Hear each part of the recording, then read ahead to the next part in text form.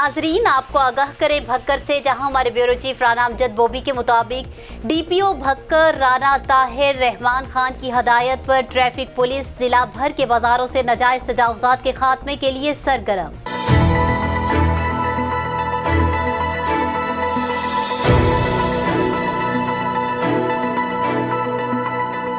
आपको बताएं कि डीपीओ भक्कर राना ताहिर रहमान खान की हदायत पर डीएसपी ट्रैफिक मोहम्मद हुसैन की जेर निगरानी इंस्पेक्टर ट्रैफिक पुलिस मोहम्मद अजीब ने अपने स्टाफ के हमरा सिटी भक्कर के बाजारों में नाजायज तजावुजात को खत्म करवाया और दुकानदारों को हदायत की कि आइंदा नाजायज तजावुजात से गुरेज करें ताकि अवामुन्नास को ट्रैफिक की रवानी में मुश्किलात का सामना ना करना पड़े।